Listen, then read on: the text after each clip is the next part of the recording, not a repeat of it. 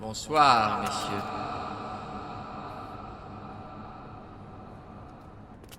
Bonsoir. Bonsoir. Un petit tour Deux. de magie, pardi. Pourquoi pas? Ouais. Alors comme ça, vous êtes magicien. Cela est plus encore. Je dirais même que vous n'avez encore rien vu. Je me disais aussi. Je suis en réalité aventugicien. La magie, certes, mais la magie et l'aventure. L'aventugie. Vous voulez vivre une aventure? Une aventure magique? Bah, en même temps, il est tard, hein, on devrait peut-être plutôt y aller. Pourquoi? Bon, allez, pourquoi pas? Ouais. Alors allons-y. Vous allez voir ce que vous allez voir. Voir quoi?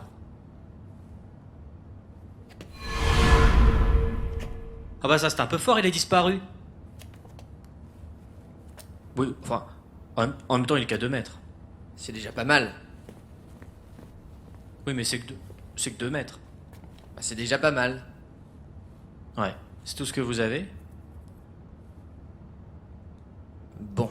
Je peux lire les cœurs. Je peux même les entendre. Laissez-moi vous montrer de quoi est capable la science 1000 fois occulte, 1000 fois auguste et 1000 fois millénaire de l'aventugie. Bah, comme vous voulez, hein, après tout c'est vous l'aventugicien. Alors allons-y. Un cœur meurtri et un cœur tourmenté. Il y a là quelques secrets. Mais aurez-vous le courage de voir vos cœurs mis à nu? C'est la Belgique Belgique des habillés. Bah, j'aimerais bien voir ça. Enfin ça m'a surtout l'air très abscon tout ça, c'est pour revenir à quoi? Vous avez raison sans doute, et peut-être n'est-il pas de mon ressort de pénétrer un secret qui résiste même à l'amitié. Qu'est-ce qu'il raconte? Tu puis le faisais.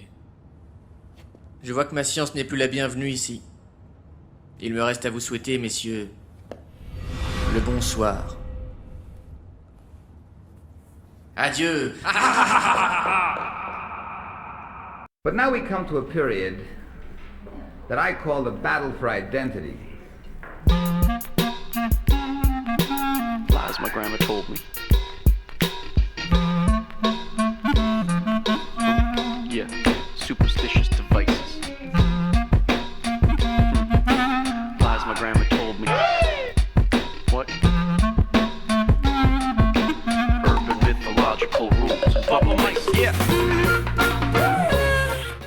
Salut les kids et bienvenue dans En attendant Godard, saison 18, épisode 39. Cette semaine, émission Tension, tromperie et deuil. Elle voulait lui coincer les doigts dans la prise, qui peut résister à ses yeux qui grisent. Son cœur choquait, implorait la fin, mais elle ne lâchait pas prise. Maintenant, elle avait la main mise, s'amusait à dévorer son âme sans fin, car elle est électrique, fantastique, antipathique, psychosomatique, insatiable, remarquable, indénombrable, mémorable, électrique. Enfin bref, il est 19h et comme disait Peter, c'est l'heure. Eh oui, vous êtes bien dans En attendant Godard, l'émission de cinéma qui est mieux que les autres. Vous l'aurez peut-être compris via cette citation d'une chanson Je l'avais presque, mais je l'ai plus. des Shades, un groupe de ce qu'on appelle la génération bébé rocker il y a une vingtaine d'années donc à Paris, donc extrait de leur seul et unique album, je crois, qui avait été produit par Burgala avec sur son label Tricatel. Donc les Shades qui sont loin d'être les pires de la vague de bébé rocker qu'il y avait à l'époque avec Plasticine, les Nasty, les Secondes Sexes, les Prostitutes, les Bébés Brunes bien évidemment, voilà, et compagnie, tous ces petits groupes qui ont eu leur petit effet grâce à Philippe Manœuvre et Rock et Folk, et puis qui après ont fait pchit. Ah oui. Voilà. Sauf les bébés brunes, hein. Je crois qu'ils ont continué Ils ont continué un petit peu leur carrière. un Après, petit brin de voilà. carrière. Ouais. Voilà. Nul, mais ils ont continué Mais quand même. voilà. Quoi. Voilà. Au moins, voilà. Bref, donc, car d'électrique, il va en être question à l'occasion de la sortie il y a quelques semaines du film qui a fait l'ouverture du dernier festival de film de Cannes, La Vénus électrique de Pierre Salvadori. Mais avant, nous parlerons tout court d'une sortie en DVD et Blu-ray chez Rimini de 30 minutes de sursis, le premier long métrage de Sidney Pollack en 1965. Et enfin, d'émission, Margot nous parlera de Die My Love, nouveau film de Lynn Ramsey qui était au Festival du film de Cannes 2025 et qui est sorti juste avant le festival 2026. Et donc pour parler de ce jeu, programme autour de cette table, il y a bien évidemment la fine fleur de la critique du Grand Ouest à ma gauche, toujours à ma gauche, il y a carrément Fleuret. Bonsoir Thibaut. Salut Thomas, salut à toutes et à tous. Il y a également Margot. Bonsoir Margot. Bonsoir. Le doc n'est pas des nôtres ce soir, non pas parce qu'il a eu des problèmes de train, mais parce qu'il est parti en OPEX en Bretagne encore travailler sur les routes par Mons et par Vaux pour prêcher la bonne parole cinéphilique. Voilà. Pourquoi cet accent ? Je ne sais pas. Peut-être qu'il est parti dans le sud-Bretagne. Voilà, c'est pour ça. Donc ce sont les forces en présence. Avant de passer à la section critique de cette émission, quelques nouvelles neuves de tête de ligne. De la merde. De la merde. De la merde. De la merde. De la merde, de la merde. Ah, oh, ça oui, c'est du bon travail. Les agendas locaux pour commencer, bien évidemment, les Rest in Peace de la semaine. Je sais que ça t'a aussi profondément attristé, Thibaut. On a appris le décès hier de André Santini, l'immortel maire. J'ai cru que tu allais me dire Edgar Morin. Oui, mais bon, écoute, André Santini, ça nous touche plus, hein, quand même. Oh, Immortel maire d'Issy-les-Moulineaux, 9 mandats, hein, le Bouteflika des Hauts-de-Seine, comme on l'appelle. Ah, oui. Et voilà, qui est enfin mort, cette vieille carne. Et Edgar Morin, effectivement, qui est mort à l'âge vénérable de 104 ans. Après tout, hein, on va pas le plaindre. Il a eu plutôt une belle vie. Hein. Oui. Voilà, c'était okay. terrible. J'ai pas été aussi bouleversé depuis la mort de François Léotard. Tu vois, Donc, agenda locaux, pour être sérieux. Donc, ce dimanche, c'est le nouveau film du dimanche soir proposé par nous-mêmes et nos meilleurs ennemis du cinéma est mort. Vous pourrez voir ou revoir Arrête-moi si tu peux, Catch Me If You Can de Steven Spielberg avant la sortie toute prochaine, la semaine prochaine d'ailleurs, de son prochain film Disclosure Day. Donc voilà, à 20h15 ce dimanche, ça va être formidable. Sinon, avant le même jour, à l'Arvor, il y a Bye Bye Brésil, rembobiné film brésilien donc de 1980, réalisé par Carlos Diegues, que je n'ai jamais vu, mais qui faisait un peu partie de cette nouvelle vague de cinéastes brésiliens fin des années 70, début des années 80. Et c'est à peu près tout dans le rayon des sorties régionales, en tout cas locales. Mais niveau des sorties nationales, eh bien, il y a la plus grosse prod de la firme Pathé de l'année, 70 millions d'euros de budget pour 2 films, certes, mais bon, avec ce titre absolument ridicule, La Bataille de Gaulle. Donc en 2 films, le premier sort demain, L'Âge de fer, et le deuxième, la deuxième partie sortira début juillet, J'écris ton nom. Donc voilà, la bataille de Gaulle qui se concentre sur, donc, comme son titre l'indique, Charles de Gaulle, pendant la Seconde Guerre mondiale entre 1940 et 1945.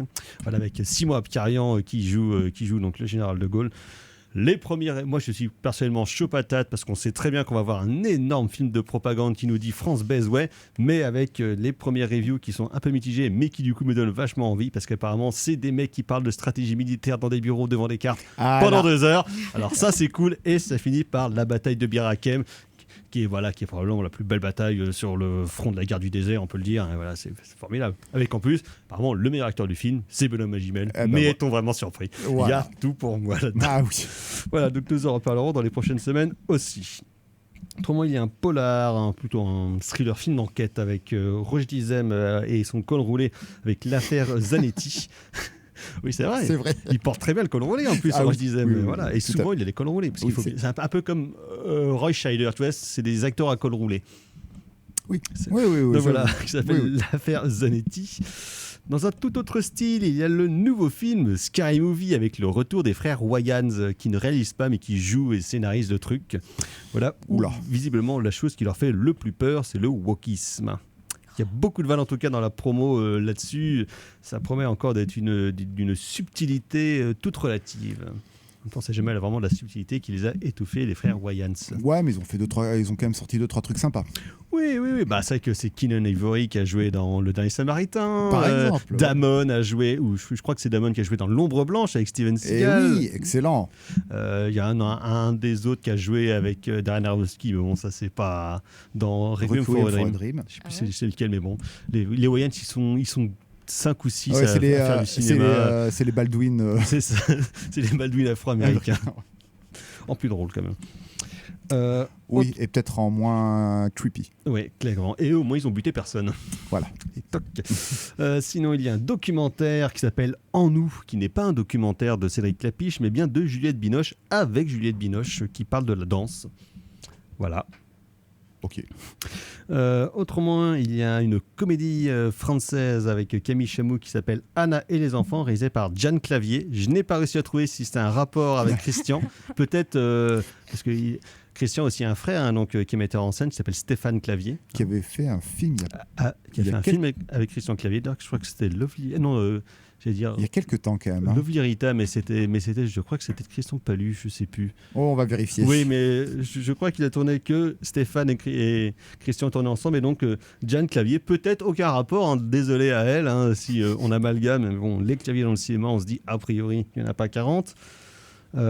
Autrement, il y a un film dont nous reparlerons la semaine prochaine, un film qui date déjà d'il y a 4-5 ans, de Mark Jenkins, qui s'appelle Bait, qui passe à l'Arvor d'ailleurs. Et sinon, 2 choses pour vous, les geeks et les mélomanes. Il y a Santa, le concert au cinéma.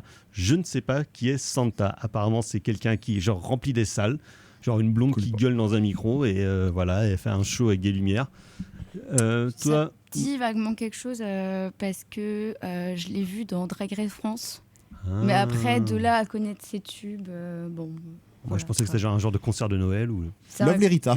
Yes, putain, j'avais raison. Et moi, je pensais à La Voix est libre. Ah oula, La Voix est libre. Oh là là. Pourquoi je pensais à ça, je sais plus. Quel cinéphile. Et sinon, donc pour vous les jeunes, peut-être tu pourras nous aider aussi, Marco, à savoir ce que c'est. Apparemment, c'est basé sur le phénomène viral d'Internet, The Amazing Digital Circus, l'acte final. Voilà. Et c'est basé sur quel phénomène Internet ? Un phénomène viral Internet, c'est ce qui est marqué sur le résumé. T'as pas plus de... Non, j'ai pas plus de cartouches là-dessus. Donc The Amazing Digital Circus. Voilà. Ok, super. Comme quoi les salles ne vont pas si mal, hein, parce qu'on sort vraiment n'importe quoi. Diane Clavier est la fille de Stéphane Clavier. Ah, voilà. Donc c'est la nièce de Christian. Voilà. Tout s'explique. Donc peut-être qu'un jour, Diane aura le plaisir ou la joie de nous offrir un film avec son tonton Christian. Voilà. Le tonton beauf. Oui, bah, écoutez, on l'a bien accablé. C'est pas grave, Christian. Apparemment qu'il est beauf, c'est plus qu'il est vraiment une genre de vieille droite, voilà, Villepin, quoi, tu vois. Un peu plus simple. Alors écoute, Mathieu Kassovitz qui continue de plonger dans les tréfonds du n'importe quoi et de raconter de la merde. Là, donc il est en pleine promo pour le film de Gaulle parce qu'il joue Darlan, un gros collabo. Mathieu, ça te va bien. Qui donc dit que lui, il a jamais voté de sa vie, mais là, s'il devait voter, ça serait pour un mec comme Villepin parce qu'il le mérite. Ah oui. Écoute, voilà, il place après, hein, Mathieu, de raconter des conneries. Bref, nous allons passer à la section critique de cette émission pour nous en retourner dans l'Amérique des années 60 et on va être pendu au bout du fil. Vous êtes toujours dans En attendant Godard sur Syllab et donc c'était Quincy Jones qui signait la bande originale de 30 minutes de sursis, The Slender Thread, avec ce morceau Threadbare, car donc 30 minutes de sursis, il en est question à l'occasion de la ressortie en Blu-ray et DVD chez Rimini, donc ce film 30 minutes de sursis. Premier long métrage signé par Sidney Pollack en 1965, avec 2 acteurs qui sont déjà des grandes vedettes du cinéma hollywoodien. Donc Sidney Poitier, déjà auréolé de plusieurs Oscars, BAFTA et prix dans à peu près tous les festivals possibles qui existent. Et de la merveilleuse Anne Bancroft pour un film qui est à la fois, presque mineur dans son ampleur scénaristique et dramaturgique, mais qui n'est pas dénué d'ambition formelle de la part de Sidney Pollack et surtout évidemment en termes de performance de la part de ces 2 comédiens principaux. Notons aussi que l'on retrouve en troisième personnage Telly Savalas, parce qu'il faut bien mettre un mec un peu à la cool, un peu plus détendu que les autres dedans. Et Telly Savalas fait toujours ça très bien, comme il a à peu près la même gueule dans tous ses films, que dès qu'il a eu 30 ans, il a décidé d'arrêter de bouger et de faire le mec soit le psychopathe, soit le mec cool. Donc voilà, là en l'occurrence, ça passe plutôt bien dans le rôle du patron de Sidney Poitier, qui donc joue un jeune étudiant qui, pour payer ses études, bosse dans un centre d'appel de nuit qui recueille en fait les appels des désespérés, des suicidaires et des gens qui globalement vont pas bien. C'est un peu Macha Merrill, mais donc sur la côte ouest américaine. Et donc évidemment, alors que le lendemain, il a ses partiels, il dit que ça va être une nuit un peu tranquillos, pas de bol. Il y a Anne Bancroft qui appelle, qui n'a pas l'air bien du tout, et donc qui menace même de se foutre en l'air, et donc Sidney va tenter, pendant de longues minutes, en l'occurrence 1h30 ici, de la maintenir en vie et de trouver où elle se trouve afin que les flics puissent intervenir afin de la sauver et éviter qu'elle se foute en l'air. Et évidemment, au milieu de tout ça, on va en apprendre plus sur Anne Bancroft et son personnage via divers flashbacks, parce qu'elle raconte les événements des semaines passées par bribes à Sidney Poitier. Et donc Pollack, comme je le disais, c'est son premier long métrage officiel avant qu'il ne lance une quand même plutôt prestigieuse carrière, notamment dans les années 70 où il va enquiller plusieurs films marquants et intéressants, notamment avec Robert Redford, que ce soit dans le thriller paranoïaque avec Les 3 jours du Condor ou dans le western avec Jeremiah Johnson, mais qui donc là fait un peu un galop d'essai, justement, à la fois en tournant avec deux grandes stars dans un film qu'il n'a pas écrit mais qui est quand même assez balisé, qui est très écrit justement, presque théâtral dans une partie de son dispositif, mais dans lequel Pollack va avoir l'humilité et l'intelligence de se glisser justement à la fois pour apprendre son métier en termes de mise en scène et surtout quelque chose qui est très important, je trouve, dans le reste de sa carrière, en termes de direction d'acteur, d'apprendre à gérer à la fois des égos, de jouer avec des personnages et des situations un peu étonnantes pour le coup. Thibaut. Oui, alors il faut noter que même si c'est le premier long métrage de Sidney Pollack, comme tu le dis, ce n'est pas un long métrage personnel et il me semble que le réalisateur ne le considère pas comme son premier film. Je trouve que c'est un peu dommage et je trouve que c'est un peu réducteur de la part du cinéaste lui-même, parce que dans ces 30 minutes de sursis, je trouve qu'il y a vraiment énormément de bonnes choses et de belles choses, même si je suis d'accord avec toi, peut-être que le film est peut-être trop opératique dans son cheminement, on va dire, mais tu le dis très bien, qu'est-ce que Sidney Pollack a appris là-dedans ? Bien entendu, il a appris la gestion des acteurs, parce que oui, voilà, Sidney Poitier, Anne Bancroft, quand même, pour un premier film, c'est pas de la tarte. D'autant que Pollack, à l'époque, comme pas mal de cinéastes de sa génération, c'est plutôt quelqu'un qui vient de la télé, qui a fait beaucoup d'épisodes de télévision pour Twilight Zone, enfin pour plein de séries différentes, que ce soit dans le fantastique, dans le polar et ce genre de choses. Il a fait ça pendant quasiment une petite dizaine d'années. Donc vraiment, comme Frankenheimer et compagnie, c'est des gens qui sont fait la main, ou comme Friedkin dans le documentaire, des mecs qui sont fait la main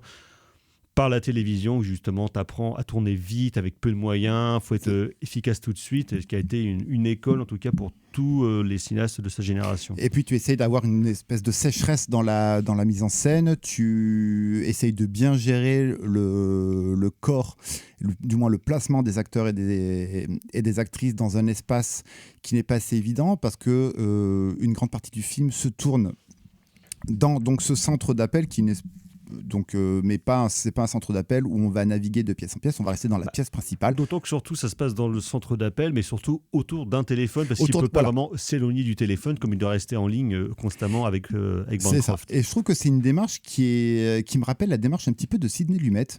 Je trouve qu'il y a pas mal de parallèles à faire là-dedans, où en fait comment en fait des corps se déplacent dans un espace clos et comment en fait des éléments du décor vont interagir avec les personnages, ou du moins ici avec le personnage, parce qu'on va beaucoup parler du personnage de Sidney Poitier. Et s'il y a Ça fait beaucoup de Sidney dans cette émission, hein, Lumet, Poitier, Pollack. Oui, c'est vrai.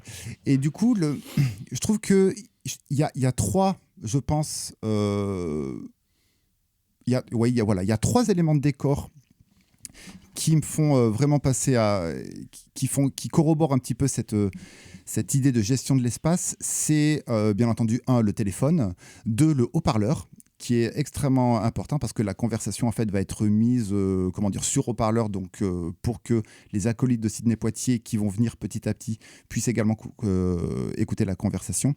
Et puis il y a une espèce de panneau gigantesque qui nous rappelle que aux États-Unis, une personne essaye de se suicider toutes les 2 minutes. C'est quand même pas mal. Ce qui est quand même pas mal. On est sur un beau ratio. Un beau taux horaire. Mais voilà, je trouve que Pollack en fait s'en sort très bien par rapport à ça. Et voilà, je trouve qu'il y a une dimension lumétienne qui vient s'incorporer là-dessus. Même s'il n'est pas aussi formaliste que alors Lumet oui, non plus. alors ça va être moins prégnant. Le jeu de focale, la direction de la photo va être moins, subtile. Ici, que dans un film de Sidney Lumet, mais au moins ça a le mérite d'exister, et je trouve qu'il arrive à gérer son suspense de manière très habile et du coup très efficace. Ce qui est un peu le truc de Pollack, en fait, c'est un genre de cinéaste néoclassique, parce que c'est la génération qui sont à cheval entre la fin de l'âge d'or, la fin de l'âge classique, donc des Ford, des Hawks, et la génération du nouvel Hollywood qui va être avec un style beaucoup plus agressif, entre guillemets. Voilà, c'est ça. Même si, oui, Sidney Pollack. Déjà, toute cette génération de cinéastes, Robert Aldrich, Lumet un peu plus vieux, mais ça, il est aussi un petit peu, on va dire, le cul. Il est un petit peu à part, mais c'est comme Friedkin qui est à part. Entre deux générations, quoi. Mais Michael Mann, déjà pour Michael Mann, qui est un peu à part, qui va arriver un poil plus tard. Mais oui, parce que Michael Mann, c'est la génération du nouvel Hollywood, mais qui commence plus tard que les autres. Voilà, c'est ça. Du coup, je trouve qu'il arrive agréablement bien à gérer son suspense, et de toute façon, ça va se confirmer tout le long de sa filmographie, parce que Sidney Pollack reste un cinéaste extrêmement efficace. Le remake de Sabrina, c'est lui, non ? Oui, c'est lui. C'est pas bien ça. Voilà. Alors, on va pas parler de Tootsie, on va pas parler de Out of Africa, on va pas parler du remake de Sabrina, mais ça fait mal au cul, parce que quand il est mort, quand même, Robert Redford, un des films qui revenait beaucoup, genre outre Les Hommes du Président, c'était genre Out of Africa et la scène de shampoing avec Meryl Streep et compagnie. Alors que mais par exemple, c'est vraiment pas possible. Non, mais faut penser avant tout à On achève bien les chevaux et aux 3 jours du Condor. Vraiment, en termes d'efficacité. Et puis, il y a une autre question qui, là, va être vraiment... qui cerne un petit peu le dispositif pollackien. C'est, au-delà de l'efficacité d'une dramaturgie, d'un récit, on va essayer de plonger vraiment dans la psyché des personnages. Et je trouve que Sidney Pollack est extrêmement fort à ce niveau-là. D'autant que lui-même, il était comédien. Enfin, il a continué à jouer un peu tout au long de sa carrière, mais il a commencé aussi comme ça. Et c'est là le plus intéressant, en fait. Parce que autant on est sur quelque chose de très sec à l'intérieur du centre d'appel, autant, et là c'est l'introduction, c'est l'ouverture du film qui nous le rappelle, on va aller sur quelque chose de beaucoup plus élégant, beaucoup plus ample, beaucoup plus quasi lyrique, pour au final... Avec la musique de Quincy Jones sur cette ouverture... Qui est très jazzy, mais en même temps qui est hyper inquiétante dès le début. Hyper inquiétante, et sur cette ouverture, donc ça se passe à Seattle, dans l'état de Washington. Mais c'est un Seattle qui n'est pas encore muni de gratte-ciel, donc il y a la fameuse tour de Seattle, comment s'appelle déjà celle-là, The Needle, je crois. C'est toi qui étais là-bas, mec. Hein. Oui, c'est vrai. C'est la tour. On n'écoutait pas encore Nirvana. Mais il y a cette fameuse tour de Seattle. Mais voilà, on essaye de rendre ample un dispositif. Et pourtant, il y a Anne Bancroft qui est perdue au milieu de toutes. Elle est dans une espèce de. On ne sait pas trop où. Elle est dans une espèce de no man's land. Mais elle est perdue entre des lignes, des escaliers, une espèce de fontaine. Oui, des pièces. En tout cas, elle est totalement cernée par rapport à ça, et le flashback va venir corroborer un petit peu cette perte dans des plus grands espaces, une plage, une maison, une discothèque, ça pour le coup, un port. C'est très lumétien, genre de l'enfermer dans des espaces immenses. Mais c'est des espaces qui appellent quand même au large, et finalement Anne Bancroft va se retrouver totalement cernée. Et, ce qui pour le coup est en lien avec justement les événements dramatiques et personnel qui l'amène au suicide. Tout est bien foutu en fait, parce que tout est cohérent, on va dire, parce qu'en fait les flashbacks va nous en apprendre beaucoup sur le désarroi de cette femme, et parallèlement sur sa position sociale, sur le poids traditionnel, familial, le poids du mensonge aussi, en tout cas du non-dit dans le cadre du couple. Et parallèlement à ça, avec la puissance de la parole, dispositif lumétien également, la puissance de la parole va nous permettre de comprendre deux, trois traits par rapport au personnage de Sidney Poitier. Ouais, ce qui est marrant, parce qu'en fait, il n'est pas hyper défini, c'est juste un petit gars qui fait des études, qui veut réussir, machin, mais finalement, au-delà de ça, il y a juste son empathie, ou en tout cas, on va dire quasiment le système de jeu de Sidney Poitier qui va se déployer. Parce qu'on sait que c'est un acteur extrêmement puissant, qui est justement qui a quelque chose, une voix qui porte énormément, qui a un physique aussi, pas juste par sa couleur de peau, en tout cas dans le cadre du cinéma américain de l'époque, mais carrément un truc extrêmement puissant, quoi. Et le fait que Anne Bancroft, notamment, ne le voit jamais, il est obligé, en gros, pour faire porter la puissance de son argumentation, de jouer avec des mécanismes de voix qui sont extrêmement puissants. Oui, c'est un acteur extrêmement charismatique. Mais là où je voulais surtout en venir, c'est que, ok, Anne Bancroft, on comprend le poids de sa position de femme. Est-ce que le film est une étude du patriarcat américain à l'œuvre dans les années 60 ? Tout à fait. Clairement, parce que certes, elle a fait une faute, on va la pendre, on va pas divulgacher, mais elle a fait une faute, elle va en payer les pots cassés, mais... Elle a même pas vraiment fauté, c'est juste que... Elle a fait une erreur de jeunesse, voilà, on va dire ça comme ça. Mais du coup, ça va être une espèce de comme une faute originelle où en fait tout le système patriarcal américain va se liguer contre elle. Il y a bien entendu son mari, il y a le boulot, tu sais pas trop comment ça se passe, et puis il y a l'église. Et la scène de l'église à ce titre-là est absolument bouleversante parce que il y a Anne Bancroft qui, par des jeux de regard, essaie de trouver une espèce de point de salut, bien entendu, qu'elle n'aura pas. Et par la fuite bouchée, quoi. Ah bah c'est clairement bouché. D'ailleurs, quand on regarde le premier plan de la scène de l'église, en fait, on est sur une espèce de point of view du curé, du mec qui célèbre l'office. On est en contre-plongée, vraiment, on est sur un martèlement du message ecclésiastique à 200%, et t'as Anne Bancroft avec son fichu sur la tête qui sait plus trop se mettre. Et puis, il y a cette parole qui va...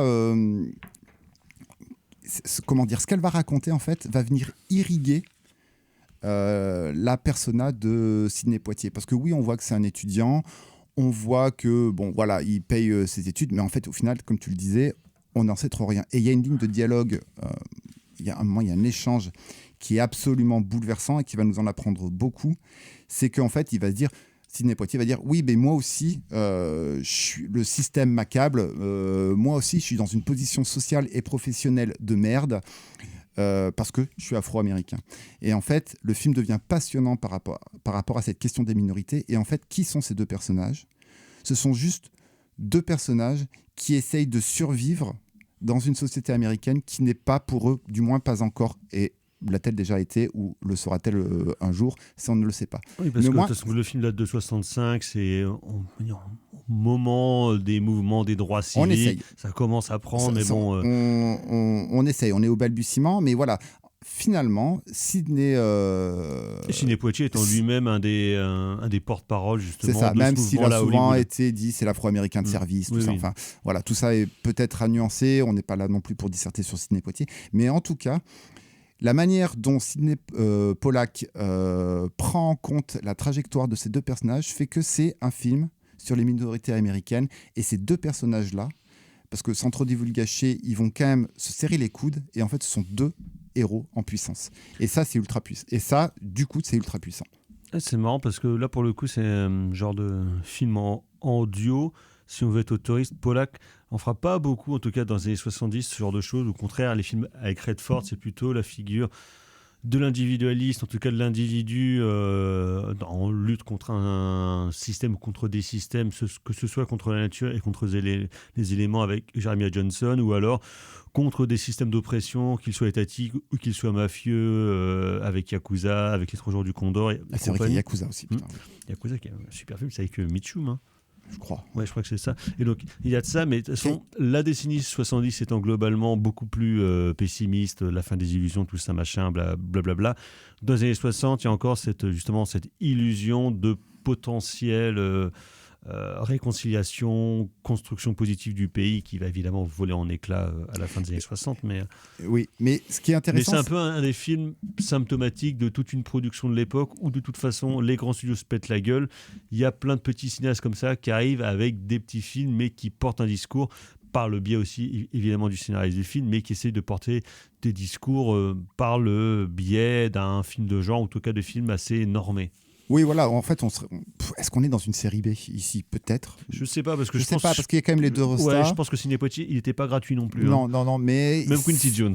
Oui, c'est vrai. Mais ça la patine un petit peu d'une série B. Et c'est rigolo. En fait, c'est rigolo. C'est intéressant de voir comment Pollack, par cette ligne téléphonique, arrive à contaminer, donc avec cet espace, l'espace bancroftien qui est qui est immense, mais totalement cloisonné, avec cet espace du centre d'appel qui est cloisonné, mais qui a vocation à être immense, parce que c'est un centre d'appel, du coup, il reçoit un petit peu les tracas du monde entier. Et en fait, c'est de voir comment ces deux espaces vont cohabiter et comment ils vont se mélanger, comment ils vont se malaxer, comment ils vont s'irriguer entre eux, pour arriver à faire une espèce d'espace global américain. Alors, c'est pas les grands espaces, tout ça, mais un espace urbain américain qui est quand même extrêmement problématique pour la question des minorités.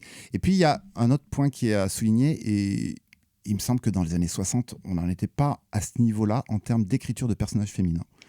C'est-à-dire que c'est un film d'une extrême modernité qui prend en compte la psychologie, je veux dire la discipline psychologique, vraiment à bras-le-corps. On n'est pas sur une psychologie de comptoir, c'est que voilà, on essaye vraiment de rentrer dans une étude psychologique, pas au sens pathologique du terme, mais au sens quasi universitaire du terme. Et en fait, je trouve que le personnage d'Anne Bancroft est finalement immense à ce niveau-là, parce que voilà, ce n'est plus la femme d'un personnage masculin.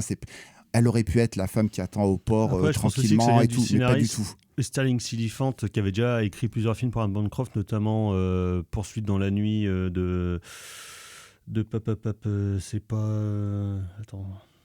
Jack Tourner, c'est ça, une dizaine d'années avant, qui a écrit plusieurs autres choses intéressantes, notamment Le village des damnés, la première version, qui est aussi film sur l'oppression d'une nouvelle société américaine et compagnie, enfin qui est encore un cas complexe, mais qui n'est pas un scénariste inintéressant, qui avait aussi écrit La Cité sans voile, Naked City pour Jules Dassin, donc qui est quand même un gros nom du scénario à Hollywood, et qui sait justement à la fois tricoter des intrigues plutôt bien ficelées, et surtout, je trouve, en tout cas dans son écriture, un art du dialogue qui est plutôt assez fortiche.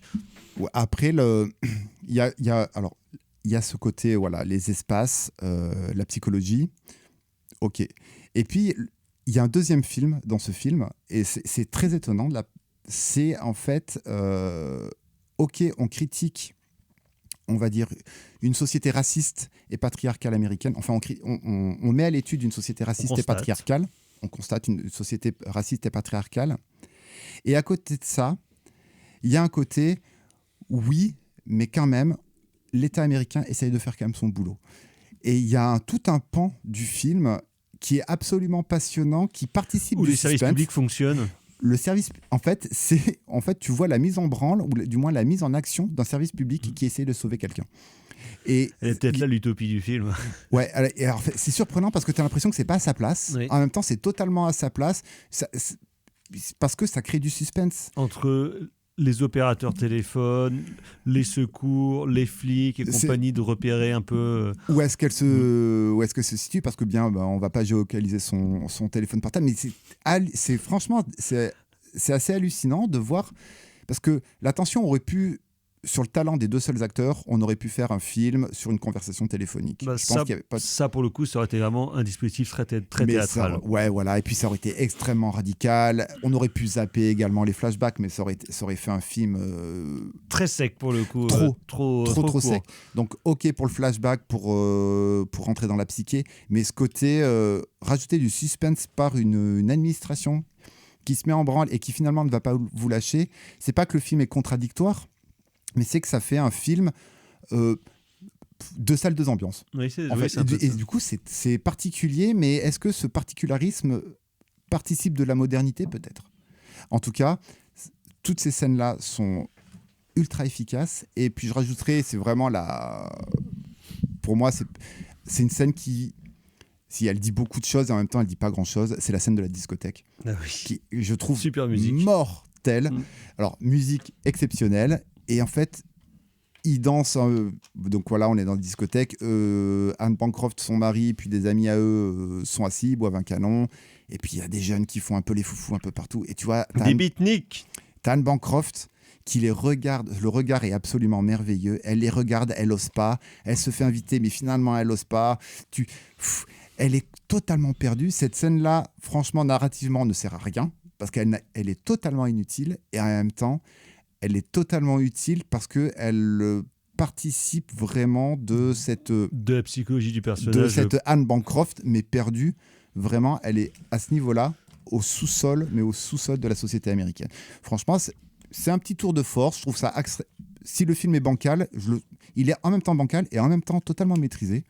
Franchement, c'est peut-être à l'image de la carrière de Sidney Pollack qui a pondu des chefs-d'œuvre, qui a pondu des films mièvres au possible qui sont inintéressants.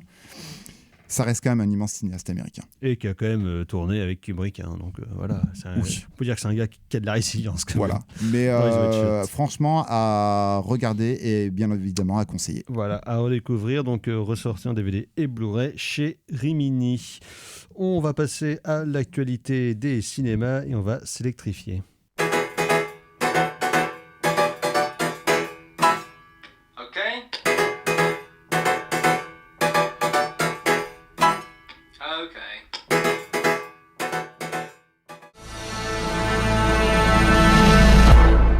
Vous êtes toujours En attendant Godard sur Syllab et donc c'est évidemment Joe Dassin avec Fais-moi de l'électricité. Car d'électricité, il en est bien évidemment question dans le dernier long métrage en date de Pierre Salvadori, La Vénus électrique, qui donc a fait l'ouverture du dernier Festival International du film de Cannes, donc il y a 2 semaines de ça. Film qui donc se déroule en grande partie dans le milieu forain donc des années 30 où Anaïs Desmoustiers joue à moitié diseuse de bonne aventure, mais surtout une fée électrique qui projette l'amour sur les badauds qui viennent ici grâce à divers artifices, notamment menés par ce Margoulin de Gustave Carverne, qui avait déjà joué notamment dans La Cour avec Pierre Salvadori.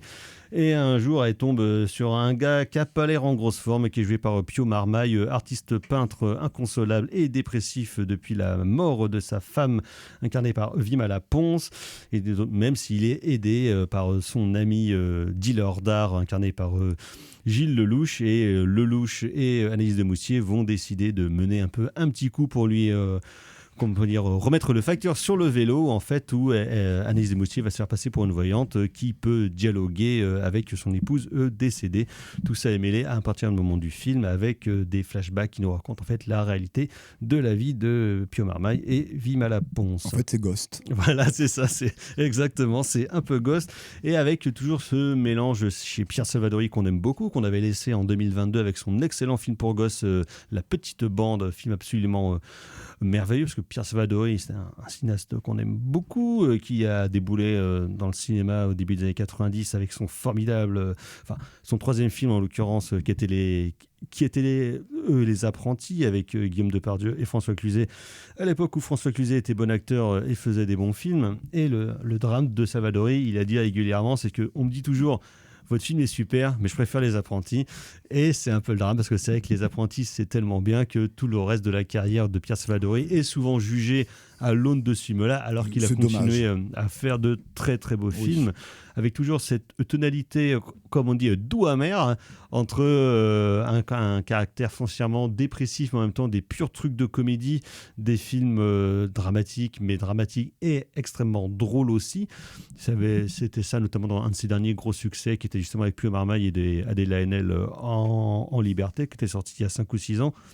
Et donc là, il est un peu dans le même processus sur les tromperies, les mensonges, le doux amer, la vérité qui va ressurgir par le prisme de souvenirs et compagnie. Mais là, il le fait emballer justement dans un décorum, dans une mise en scène extrêmement ludique. C'est quelque chose de extrêmement joyeux, de festif, même si évidemment il y a le drame qui affleure et le deuil.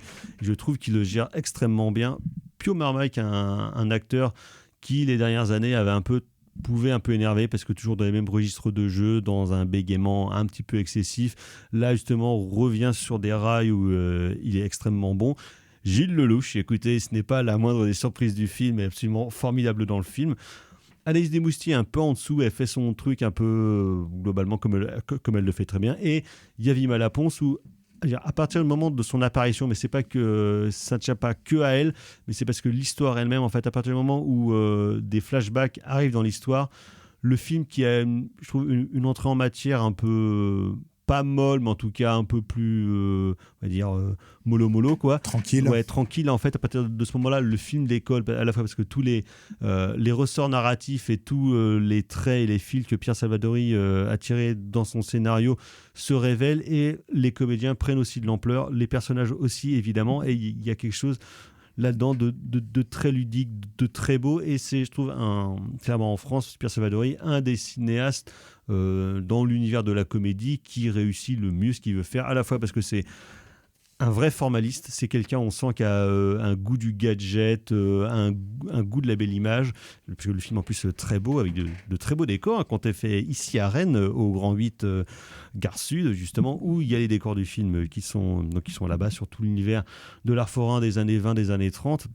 Et donc il y a à la fois un décorum qui est extrêmement beau, qui est très appréciable juste en termes en pure facture technique, et il y a tout ce jeu de la duperie, ce jeu de la tromperie qu'il maîtrise très bien, qui n'est pas hyper étonnant chez lui non plus, donc on est un peu dans des pantoufles, on est sur des rails qu'on connaît, mais qui sont toujours extrêmement agréables, justement parce qu'il arrive à renouveler l'univers, son cheptel de comédiens et puis de comédiennes, qui s'insèrent tous, je trouve, assez bien là-dedans. Donc, c'est quand même une brute de directeur d'acteurs. Beaucoup des comédiens et comédiennes qui sont passés chez lui sont parmi leurs meilleures performances, je pense, dans leur carrière, et le film reste toujours extrêmement appréciable et agréable, d'autant que c'est plutôt un relativement vieux projet qu'avait Pierre Salvadori. Quand il était venu à Rennes il y a quelques années, nos camarades du cinéma est mort, et notamment Antonin avait fait un long entretien avec Pierre Salvadori, et Pierre Salvadori parlait déjà de ce projet-là, film qui évidemment coûte cher parce que film en costume avec des effets et compagnie, mais en tout cas c'est quelqu'un qui a de la ténacité et qui a aussi du renouvellement justement dans ses principes, qui pourtant reproduit de film en film. Je trouve qu'il le fait absolument de manière merveilleuse. Ah ouais, moi j'aime bien Salvadori. Voilà. Est-ce que tu as vu la petite bande, Thibaut ? Non. Ça, je pense que tu peux avoir ça, et notamment avec ton fils, ça marchera très bien. Formidable. C'est noté. Donc, la Vénus électrique de Pierre Salvadori, toujours dans les salles. Et toujours dans les salles, on va continuer, mais là, dans un tout autre style. Ça va parler de cris et de caca. Yeah, I'm not gonna train your fucking dog. Have a baby. No shit! I can't. This place is a fucking hole. And you moved us into it. I am working. And when I come home, I'm the one cleaning everything up. Oh, yo, 3 days a week. Let me shower you in medals. Shut up. You have an ashtray on the carpet. You don't think the baby's eating that shit? Shut up. Move us into the house where your uncle shot himself up the fucking ass. Oh my God. Up the ass. Up the fucking ass. I knew it. Why are your shorts undone? Why do you not have your shorts on? Shut up! Fucking sanctimonious dick. You're probably pissed on the floor yourself. Blame it on the fucking dog. It was your mangy dog. And sanctimonious means that you think you're morally superior to other people, Dominic. How is your book going, by the way? Fantastic, thank you. Your great American novel. The main character is about to batter her husband to death with a hammer. Sounds like shit. Well, you can't read, so... Maybe if I spend a little less time in my pants, a little more time writing, maybe I'd write something. Maybe. My hands are down my pants because you put your dick everywhere except there, asshole! En attendant Godard sur Syllab, et donc c'était un extrait poétique de Die My Love, le dernier long métrage en date de Lynn Ramsey, en tout cas à sortir en France, qui était donc à Cannes 2025 et qui met en vedette, en héros, Jennifer Lawrence, qui donne tout ce qu'elle a pour cracher et gueuler dans le rôle d'une mère pour qui ça va pas fort, hein, quelques années après la bousasse de Darren Aronofsky, Mother. Et donc son mari est joué par Robert Pattinson, et des parents qui sont pas en grosse forme parce que c'est des acteurs qu'on aime bien mais ça fait quelques années qu'ils sont un peu fatigués, Nick Nolte et Sissy Spacek, donc qui déboulent là-dedans. Et donc de quoi que ça cause Die My Love, Margot, à part de gens qui hurlent? Alors ils hurlent pas tant que ça. J'ai pris juste l'extrait où ça gueule. C'est vraiment l'extrait qui est où ça monte en puissance, et c'est ça qui est assez intéressant dans le film. Par contre, honnêtement, j'ai été un peu déçue de manière générale parce que en fait, le film traite de plein de sujets à la fois qui mériteraient tous d'être un peu plus exploités, qui mériteraient d'aller un peu plus en profondeur, d'être un petit peu plus creusés.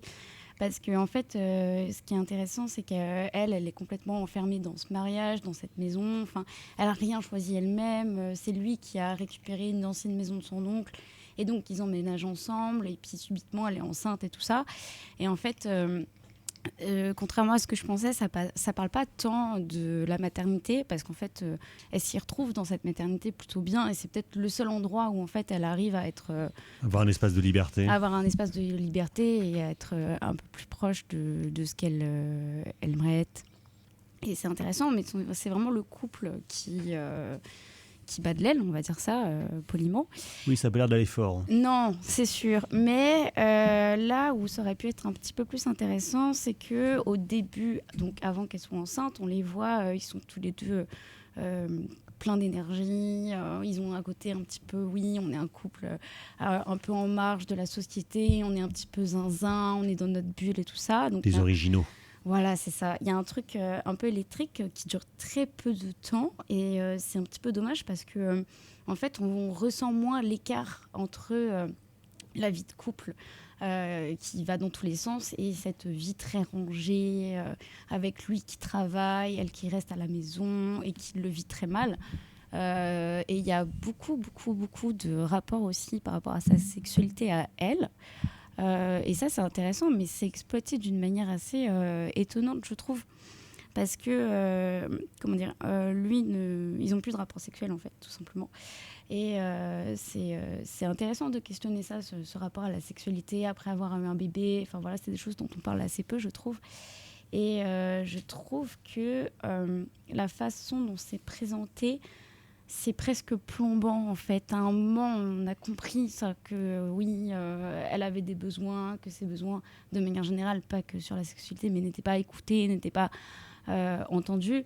Et donc en fait, une fois qu'on a compris ça, je trouve que le film tourne un petit peu trop en rond là-dessus. Il y a ça un peu, j'ai l'impression, dans les autres films que j'ai pu voir d'Olin Ramsey, notamment We Need to Talk About Kevin ouais.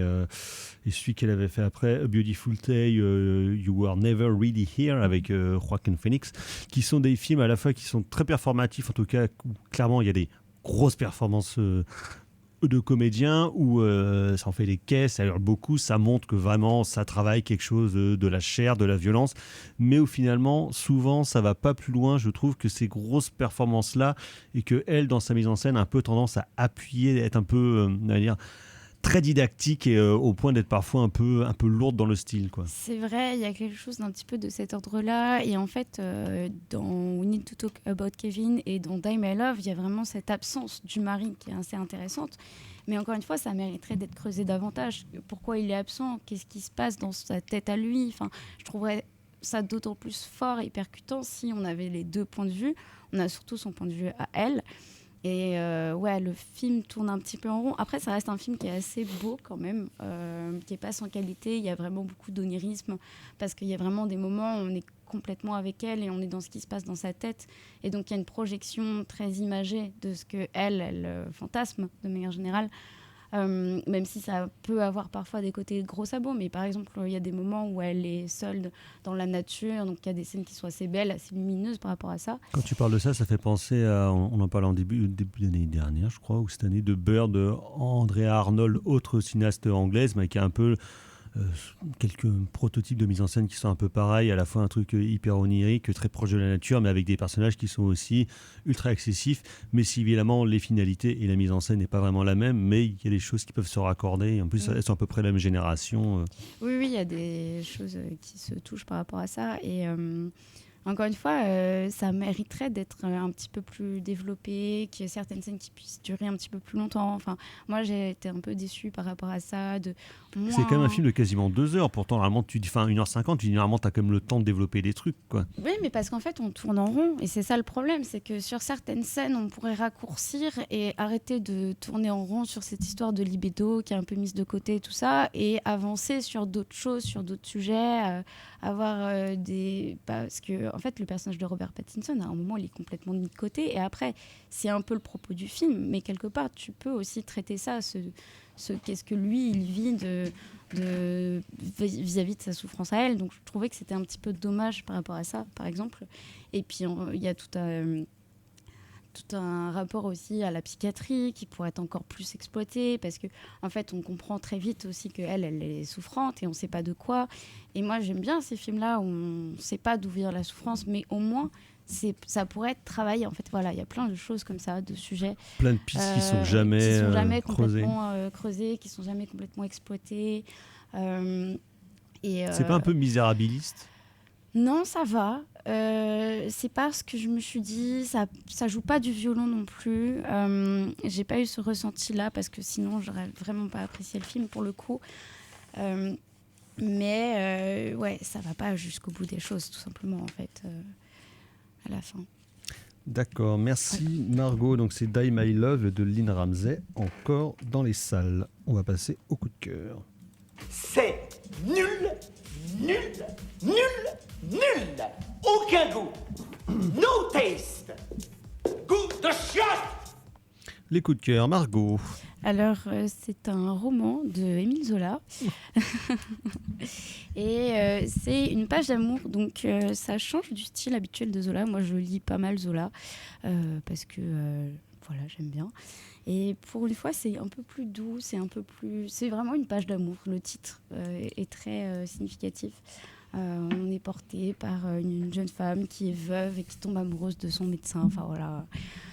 Dans Paris, on est dans une ambiance qui est plus légère, qui est moins plombante que... Après, ça reste du Zola quand même. C'est pas Germinal, quoi.